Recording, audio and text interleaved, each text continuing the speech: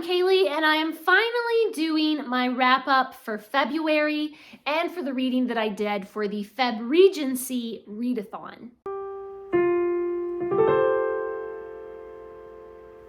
I haven't done a video in a little while because I was sick for a while, and it's just taken me some time to get back my energy, but I'm feeling better again and ready to tell you about all the reading that I did in February. In February, I read 18 books. I read 2 classics, 1 mystery, 1 teen sci-fi, 1 graphic novel, 3 middle grade, 1 nonfiction, 5 children's books, and 4 picture books. And I enjoyed a lot of my reading in February. So first we're going to talk about the classics that I read specifically for Febregency. The main rules for Febregency is just to read something from the Regency period. So I read Waverley by Sir Walter Scott. This is also part of my reread your favorite classics goal for this year, because Waverley is one of my favorites. So I really enjoyed rereading it. This is only my second time reading it, and I loved it just as much as the first time. I have a lot to say about Waverley, so I'm going to do a whole separate video all about Waverley, so be on the lookout for that coming soon. I also read Anne Radcliffe's A Sicilian Romance. I really enjoy reading Anne Radcliffe. All her books are just very dramatic. It's gothic melodrama at its best. And the Sicilian Romance did not disappoint. There are skeletons in every closet, and it's actually like so tragic that it ends up being hilarious because it's just every possible tragedy that can happen happens. I gave that one 4 stars. I'm also going to do a separate review video all about A Sicilian Romance. And for Febregency, I also read Jane and the Ghosts of Netley. This is number 7 in the Jane Austen Mysteries by Stephanie Barron. So obviously this is not written in the Regency era, but it is set in the Regency era. So I'm totally counting it for Febregency. So this series of books takes Jane Austen's life, real events that happened to her and real things that she said in her letters and real people that she knew and places that she went, and then around that structure they construct a murder mystery, and Jane is the one trying to solve the mystery. She's a bit of an amateur sleuth. So in this book, Lord Harold asks Jane Austen to keep an eye on the lodge near the ruins of Netley Abbey. He is worried that there might be French spies at the lodge. They're plotting mischief in the area. So Jane takes her paint box and pretends to be doing her watercolors out at the ruins, but really she's looking over to see who comes and goes at the lodge. I really liked this story and the history behind it. There's quite a lot of real history about Jane Austen and her acquaintances that are woven into the story. But of course, the murder mystery is entirely fictional. I really enjoyed in this book seeing more of Jane's brother, Frank, whom she nicknamed Fly. And Jane also has a really sweet scene with her sister-in-law, Mary, and it just shows how close and affectionate they were. It was really lovely to see how Jane, she loves her family, but she's kind of exasperated with them at times. And the murder mystery itself is good. All the intrigue with the spies is really exciting. I was completely shocked with the ending. It was a total surprise. And I really love the formal writing style that mimics that Regency era language. I think the dialogue is fairly close to what a conversation might have actually looked like back in Jane Austen's day. I love that these books just really immerse you in the history, and I gave this one 3 stars. For my birthday, my friends gifted me Shuna's Journey. This is by Miyazaki. So if you love Studio Ghibli films, then you know that this is amazing.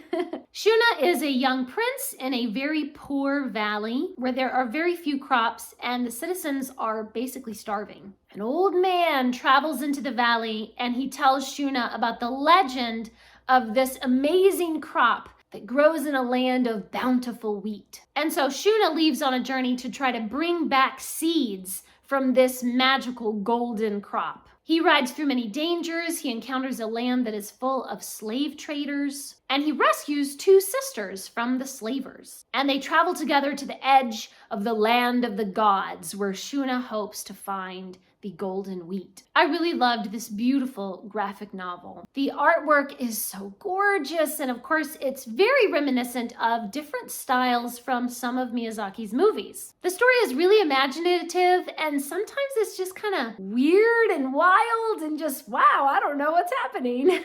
But it flows along with a lot of exciting scenes. And it also has some thoughtful moments. I love that Shuna is so determined to help his people. He has a very kind and tender heart, but he's also very tough, very resilient. And sometimes he can be sort of grim and serious because he's had a lot of difficulties in his life, but he also has a gentleness about him too. It's just such a wonderful character. I gave this 4 stars. I loved it so much. I also read The Seeker, which is the 3rd book in the Roswell High series. So if you've heard me talking about this series, you know that when I was a teenager, I was a fan of the Roswell TV show. And then just recently I found out that the TV show was actually based on this teen books, this series. However, as I have said before in other videos about these books, they're very dorky.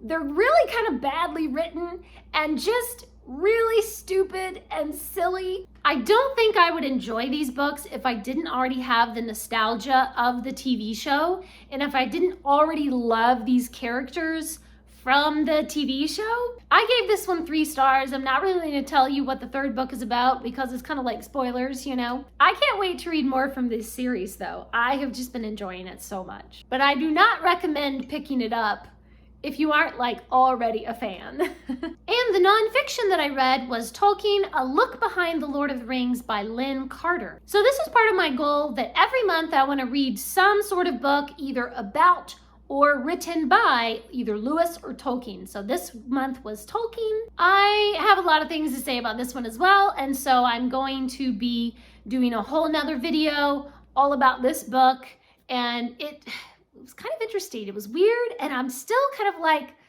I'm not sure if I liked that or not.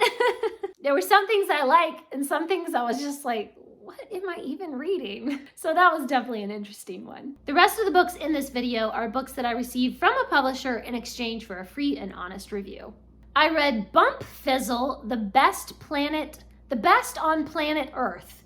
So technically I DNF'd this one and I gave it 1 star, and I just was like, I am not in the mood to mess around with this foolishness right now. So this is about a little boy named Daniel who pretends to be an alien sent to observe the Earthlings. And so he's living with an ordinary human family and he's pretending to be human. And he is upset that the new baby is getting more attention than he is, and he feels unloved, and so he lashes out and causes trouble for the whole family. He eats the cat food and makes himself sick to get attention. He locks his older brother in a room while they're playing hide and seek. He ties the family pet into a bag and throws it in the garbage.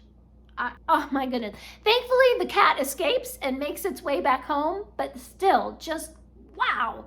Wow. So I think these things were supposed to be funny, and then it was supposed to show like, here's this troubled child, but then the child has character growth later on. But I just did not get this weird sense of humor. I did not enjoy it. And I hated the main character. I mean, what a little brat. He's so mean and destructive, and he's cruel to his brother. He's just selfish. He's horrible to his whole family. Apparently, I kind of flipped to the end, and he does warm up to the new baby in the end, but that doesn't mean I want to suffer through chapter of his bad behavior to get to the one chapter at the end where he acts like a decent human being. I didn't like the art style either. I feel like it was just purposefully ugly and gross. And I'm just gonna say what I consider to be inappropriate things in the artwork.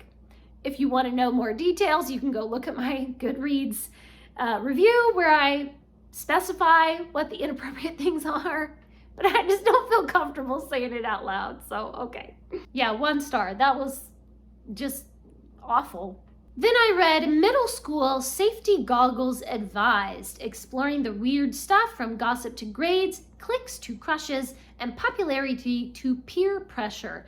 This is a nonfiction book just encouraging kids about like how to navigate the difficulties of middle school. It's just so different from elementary and just, you know, you're growing up and you're going through puberty and it's weird and what do you do? I ended up giving this 2 stars. My main problem was they don't really go into why you should have this good behavior instead of that bad behavior, or why you shouldn't gossip or bully or things like that. It says bullying is mean, don't do that, but it doesn't really go into more depth about why you shouldn't bully. It just says avoid bad decisions, avoid toxic behaviors, but it doesn't talk about honor or truth or virtue. It says a lot of nice things about being kind to others, but the whole philosophy was just very shallow. The morality just seems very casual, sort of lackadaisical, like nothing that you do really matters, and there are no right answers.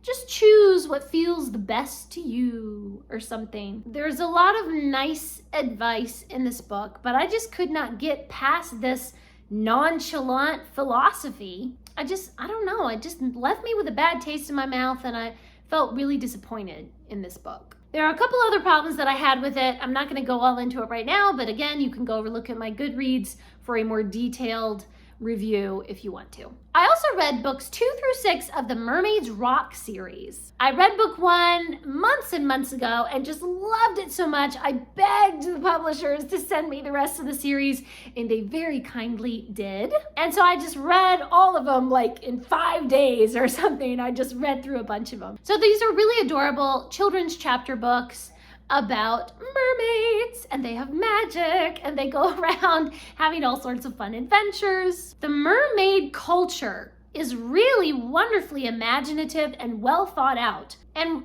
through their adventures, we also get some real life facts about different types of fish and coral and, you know, whales and stuff. And we also get to learn about conservation efforts that real humans are doing to clean up the ocean. And I love all the different mermaid characters. They all have their own different strengths and weaknesses, and that's what makes them such a good team, and they have such a close friendship. And every book has these really adorable black and white illustrations. It brings the story to life. I just love the art style, the unique designs for each little mermaid character. I gave each of these books 4 stars. They're just so adorable and so imaginative and fun. I also read Starlet Rivals. In this book, Bella dreams of becoming a movie star in Bollywood, and she hopes that her dance skills will win her a scholarship to the famous Bollywood Academy. Her mother is a dance instructor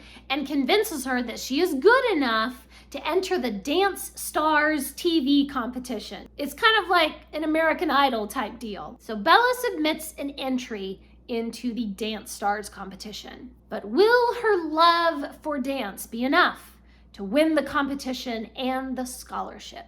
This was such a fun book. The plot was really interesting. I loved all the different characters. The best part of this book for me was learning more about Indian culture and Bollywood. The writing is excellent. I loved the world building. I loved all the details about the school at Bollywood Academy. Now at first, I did not like that there is a whole plot line of bullying and meanness just between people. I mean, there's a lot of like rude comments on both sides that just seem very hurtful, but the ending made it all better. And a valuable lesson was learned by all, and so I ended up liking it. Like, you could see the character growth for a lot of different people, not just for Bella, but for a lot of the different supporting characters. And I really hope that that character growth continues through the rest of the series, because apparently this is the first one of a series. And so now I'm desperate to get my hands on the next one.